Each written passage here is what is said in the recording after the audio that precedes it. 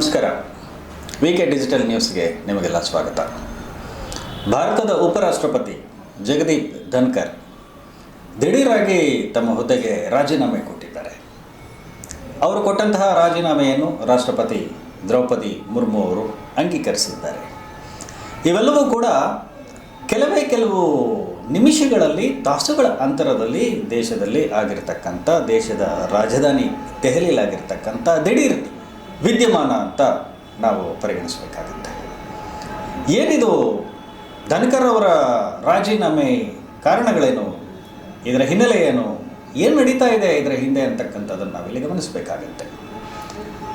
ಮೊನ್ನೆಯಷ್ಟೇ ಸಂಸತ್ತಿನ ಉಭಯ ಸದನಗಳ ಒಂದು ಸಮಾವೇಶ ಮತ್ತು ಅಧಿವೇಶನ ಪ್ರಾರಂಭ ಆಗಿದೆ. ಹಾಗೆಯೇ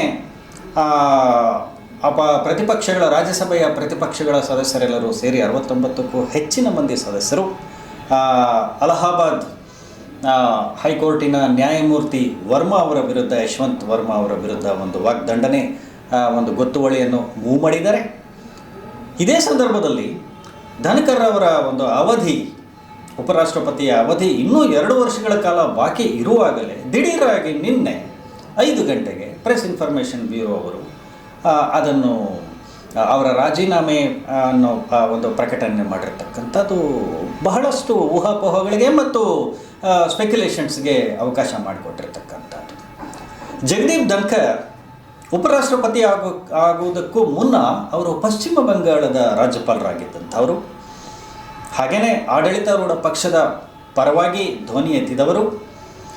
ಬಹಳಷ್ಟು ಸಾರಿ ಅವರು ತಮ್ಮ ಒಂದು ನಿರ್ಭೀತಿಯಾದಂಥ ಒಂದು ಹೇಳಿಕೆಗಳು ಮತ್ತು ಒಂದು ಖಂಡನೆ ಮತ್ತು ಟೀಕೆಗಳಿಗೆ ಹೆಸರಾದಂತಹ ಧನ್ಕರ್ ಒಂದು ರೀತಿಯಲ್ಲಿ ಪಶ್ಚಿಮ ಬಂಗಾಳದ ಮುಖ್ಯಮಂತ್ರಿ ಮಮತಾ ಬ್ಯಾನರ್ಜಿ ಅವರ ಕೆಂಗಣ್ಣಿಗೂ ಕೂಡ ಅವರು ಗುರಿಯಾಗಿದ್ದರು ಅಂತಕ್ಕಂಥದ್ದು. ತದನಂತರ ಅವರು ಉಪರಾಷ್ಟ್ರಪತಿಯಾಗಿ ನೇಮಕ ಆದ ಮೇಲೆ ಉಪರಾಷ್ಟ್ರಪತಿ ರಾಜ್ಯಸಭೆಯ ಅಧ್ಯಕ್ಷರು ಕೂಡ ಹೌದು. ಅವರು ನ್ಯಾಯಾಂಗ ಮತ್ತು ನ್ಯಾಯಾಲಯ ಮತ್ತು ನ್ಯಾಯಾಧೀಶರ ಒಂದು ಕಾರ್ಯವೈಖರಿಯನ್ನು ಬಹಿರಂಗವಾಗಿ ಇತ್ತೀಚೆಗೆ ಪದೇ ಪದೇ ಟೀಕೆಯನ್ನು ಕೂಡ ಮಾಡಿದಂಥವರು. ಹೀಗಾಗಿ ಮತ್ತೆ ಸಂವಿಧಾನದ ಒಂದು ವಿಚಾರದಲ್ಲಿ ಬಂದಾಗಲೂ ಕೂಡ, ಸಂವಿಧಾನದ ತಿದ್ದುಪಡಿ ವಿಚಾರದಲ್ಲಿ, ಸಂವಿಧಾನದ ಮತ್ತು ಬೇರೆ ಆದಂಥ ಒಂದು ವಿಚಾರಗಳಲ್ಲಿ ಜಾತ್ಯತೀತತೆ ಮತ್ತು ಸೋಷಲಿಸ್ಟಿಕ್ ಪ್ರಿಯಾಂಬಲಲ್ಲಿ ನಮ್ಮ ಪೀಠಿಕೆಯಲ್ಲಿ ಯಾವೊಂದು ಹೊಸದಾಗಿ ಒಂದು ಸೇರ್ಪಡೆಯಾಗಿರ್ತಕ್ಕಂಥ ಪದಗಳ ಬಗ್ಗೆ ಕೂಡ ಅವರು ಧೈರ್ಯವಾಗಿ ಕೆಲವು ಹೇಳಿಕೆಗಳನ್ನು ಕೊಟ್ಟಂಥವರು. ಇವುಗಳ ಎಲ್ಲ ವಿಚಾರಗಳ ಬೆನ್ನ ಹಿಂದೆ ಉಪರಾಷ್ಟ್ರಪತಿ ಧನ್ಕರ್ ಅವರು ರಾಜೀನಾಮೆ ಕೊಡ್ತಾರೆ ಅಂತ ಹೇಳಿದರೆ ಏನಿದು, ಇದರ ಹಿಂದೆ ಇರತಕ್ಕಂಥ ಒಂದು ರಹಸ್ಯ ಅಂತಕ್ಕಂಥದ್ದು ನಮಗೀಗ ಕಂಡು ಬರ್ತಾ ಇರತಕ್ಕಂಥ ಮತ್ತು ಚರ್ಚಾಸ್ಪದವಾಗಿರ್ತಕ್ಕಂಥ ವಿಚಾರ. ವೀಕ್ಷಕರೇ, ಬಿಹಾರ ರಾಜ್ಯದ ಚುನಾವಣೆ ಹತ್ತಿರದಲ್ಲಿದೆ.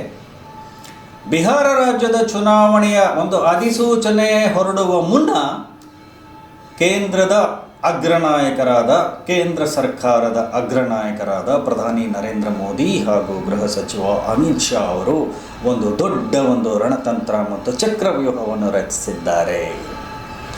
ಉಪರಾಷ್ಟ್ರಪತಿ ಹುದ್ದೆಗೆ JDU ಧುರೀಣ ಹಾಗೂ ಬಿಹಾರದ ಮುಖ್ಯಮಂತ್ರಿಯೂ ಆಗಿರ್ತಕ್ಕಂಥ ನಿತೀಶ್ ಕುಮಾರ್ ಅವರನ್ನು ಉಪರಾಷ್ಟ್ರಪತಿ ಹುದ್ದೆಗೆ ತಂದರೆ ಹೇಗೆ ಅಂತಕ್ಕಂಥ ಒಂದು ವಿಚಾರವೂ ಕೂಡ ಇವತ್ತು ದಿಲ್ಲಿಯ ಅಗ್ರನಾಯಕರ ಒಂದು ಮಂತ್ರಾಲಯದಲ್ಲಿ ಈ ಮಂತ್ರಾಲೋಚನೆ ನಡೀತಾ ಇದೆ ಅಂತಕ್ಕಂಥದ್ದು ಸುದ್ದಿ. ಯಾಕೆಂತ ಹೇಳಿದ್ರೆ, ಮುಂದಿನ ದಿನಗಳಲ್ಲಿ NDA ಸರ್ಕಾರ ಬಲವಾಗಬೇಕಾದರೆ, ಬಿಹಾರದಲ್ಲಿ BJP ಮೇಲುಗೈ ಸಾಧಿಸಬೇಕಾದರೆ, ಹಾಗೆ ನಿತೀಶ್ ಕುಮಾರ್ ಅವರ ಒಂದು ಆಶಯಗಳು ಮತ್ತು ಆಕಾಂಕ್ಷೆಗಳು ಏನಿದೆ ಅದನ್ನು ಈಡೇರಿಸಬೇಕಾದರೆ ಇದೊಂದು ಮಾರ್ಗ ಅಂತಕ್ಕಂಥದ್ದು ಈಗ ಮೇಲ್ನೋಟಕ್ಕೆ ಕಂಡು ಬರ್ತಾ ಇರ್ತಕ್ಕಂಥ ರಾಜಕಾರಣ ಮತ್ತು ರಾಜಕಾರಣದ ರಾಜತಂತ್ರ ಅಂತ ನಾವು ಹೇಳಬೇಕಾಗತ್ತೆ. ಹೀಗಾದಾಗ ಏನಾಗುತ್ತೆ ಅಂತ ಹೇಳಿದ್ರೆ, ನಿತೀಶ್ ಕುಮಾರ್ ಅವರನ್ನು ಬಿಹಾರದಿಂದ ನೇಪಥ್ಯಕ್ಕೆ ಸರಿಸುವುದು, ಹಾಗೆಯೇ ನಿತೀಶ್ ಕುಮಾರ್ ಅವರನ್ನು ಭಾರತದ ಸಾಂವಿಧಾನಿಕವಾದ 2ನೇ ಸಾಂವಿಧಾನಿಕ ಪ್ರಮುಖವಾದ ಹುದ್ದೆಯಾದಂಥ ಉಪರಾಷ್ಟ್ರಪತಿ ಹುದ್ದೆಗೇರಿಸುವುದು ಮತ್ತು ಬಿಹಾರದಲ್ಲಿ BJP ಮೇಲುಗೈ ಸಾಧಿಸುವುದು, ಇಷ್ಟೆಲ್ಲ ರಣತಂತ್ರಗಳು ಕೂಡ ಪ್ರಾಯಶಃ ಕೇವಲ ಒಂದು 4-5 ದಿನಗಳ ಹಿಂದೆಯೇ ನಡೆದಿದೆ ಅಂತ ಹೇಳಿದ್ರೆ ಕೆಲವರಿಗೆ ಆಶ್ಚರ್ಯ ಆಗಬಹುದು. ಪ್ರಧಾನಮಂತ್ರಿ ನರೇಂದ್ರ ಮೋದಿ ಅವರು 1 ವಾರದ ಹಿಂದೆ ಬಿಹಾರದಲ್ಲಿ ಪ್ರಚಾರದಲ್ಲಿರ್ತಾರೆ. ಪ್ರಧಾನಮಂತ್ರಿ ನರೇಂದ್ರ ಮೋದಿ ಅವರು ಕೆಲವು ಘೋಷಣೆಗಳನ್ನು ಮಾಡ್ತಾರೆ. ಅದೇ ಸಮಯದಲ್ಲಿ ನಿತೀಶ್ ಕುಮಾರ್ ಅವರು ಹೇಳುವಂತಹ ಕೆಲವು ಮಾತುಗಳು ಬಹಳ ಗಮನಾರ್ಹವಾದಂಥ ಮಾತುಗಳು ಅಂತ ನಾವಿಲ್ಲಿ ಗಮನಿಸಬೇಕಾಗತ್ತೆ. ಏನೇ ಆಗಲಿ, ಮೀಸಲಾತಿ ಇರಬಹುದು, ಬೇರೆ ಬೇರೆ ವಿಚಾರ ಇರಬಹುದು, ಅದೆಲ್ಲವೂ ಕೂಡ ನರೇಂದ್ರ ಮೋದಿಯವರ ಒಂದು ಸಾರಥ್ಯ ಮತ್ತು ಮಾರ್ಗದರ್ಶನದಲ್ಲೇ ಆಗತ್ತೆ ಅಂತಕ್ಕಂಥ ರೀತಿಯಲ್ಲಿ ಅವರು ಧ್ವನಿಗೂಡಿಸ್ತಾರೆ ಅಂತಕ್ಕಂಥದ್ದು. ಪ್ರಾಯಶಃ ಬಹಳ ಚತುರ ರಾಜಕಾರಣಿಯಂತೆ ಎಂದು ಹೆಸರು ಪಡೆದಿರ್ತಕ್ಕಂಥ ನಿತೀಶ್ ಕುಮಾರ್ ಅವರ ನಡೆ, ಬಹಳ ಜಾಣ ಅಂತಕ್ಕಂಥ ಒಂದು ನಿತೀಶ್ ಕುಮಾರ್ ಅವರಂಥ ನಡೆ ಒಂದು ಮೀನಿನ ಹೆಜ್ಜೆಯ ಥರ ಇರುತ್ತೆ ಅಂತಕ್ಕಂಥದ್ದು ಪ್ರಾಯಶಃ ನಾವಿಲ್ಲಿ ಅರ್ಥ ಮಾಡ್ಕೋಬೇಕು. ನಿತೀಶ್ ಕುಮಾರ್ ಅವರು ಏನು ಮಾಡಬೇಕು ಅಂತ ಹೇಳ್ತಾರೆ ಅದನ್ನು ಯಾವತ್ತೂ ಕೂಡ ಬಹಿರಂಗವಾಗಿ ಅವರು ಹೇಳೋದಿಲ್ಲ. ನಿತೀಶ್ ಕುಮಾರ್ ಅವರು ಏನು ಅಂದ್ಕೊಳ್ತಾರೆ ಜೀವನದಲ್ಲಿ ಅಥವಾ ತಮ್ಮ ರಾಜಕಾರಣದಲ್ಲಿ ಅಂತಕ್ಕಂಥದ್ದನ್ನು ಬಹಳ ಬಹಳ ಸ್ಟ್ರಾಟಜಿಕ್ ಆಗಿ ಒಂದು ರಣತಂತ್ರದ ರೂಪದಲ್ಲಿ ಅವರದನ್ನು ಸಾಧಿಸ್ಕೊಳ್ತಾರೆ ಅಂತಕ್ಕಂಥದ್ದು ನಾವಿಲ್ಲಿ ಗಮನಿಸಬೇಕು. ಪ್ರಾಯಶಃ 4-5 ದಿನಗಳ ಹಿಂದೆ ಏನು ಬಿಹಾರದ ಪ್ರವಾಸದಲ್ಲಿದ್ದಂತಹ ನರೇಂದ್ರ ಮೋದಿ ಮತ್ತು ನಿತೀಶ್ ಕುಮಾರ್ ಅವರ ಒಂದು ಸಮಾಗಮದ ಸಮಯದಲ್ಲಿ ಪ್ರಾಯಶಃ ಈ ಎಲ್ಲ ವಿಚಾರಗಳು ಅವರ ಮುಖಾಮುಖಿ ಮತ್ತು ಗೌಪ್ಯವಾದಂಥ ಒಂದು ಸಂಭಾಷಣೆಗಳಲ್ಲಿ ಆಗಿರಬಹುದು ಅಂತಕ್ಕಂಥದ್ದನ್ನು ನಮಗಿಲ್ಲಿ ಗಮನಿಸಬೇಕಾಗತ್ತೆ.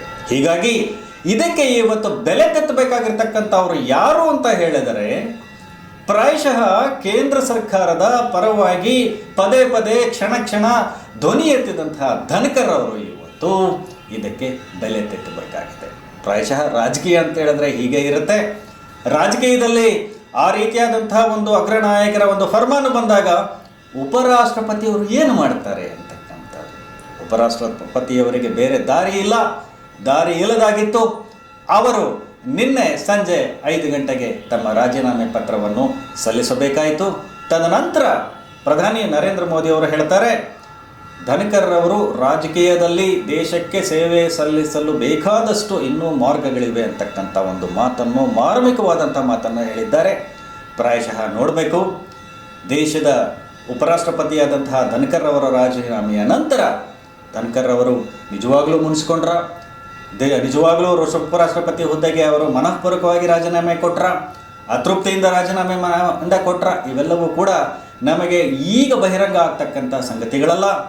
ಮುಂದಿನ ದಿನಗಳಲ್ಲಿ ಇವೆಲ್ಲ ಬಹಿರಂಗ ಆಗುತ್ತೆ. ಯಾವುದಕ್ಕೂ ಈ ರಾಜಕಾರಣ ಮತ್ತು ಈ ಒಂದು ವಿದ್ಯಮಾನಗಳನ್ನು ನಾವು ಕಾದು ನೋಡಬೇಕಾಗತ್ತೆ. ವೀಕ್ಷಕರೇ, ವಿಕೆ ಡಿಜಿಟಲ್ ನ್ಯೂಸ್ ಯೂಟ್ಯೂಬ್ ಚಾನಲ್ ಅನ್ನು ಲೈಕ್ ಮಾಡಿ, ಸಬ್ಸ್ಕ್ರೈಬ್ ಮಾಡಿ ಮತ್ತು ಹೆಚ್ಚಿನ ಜನರಿಗೆ ಶೇರ್ ಮಾಡಿ.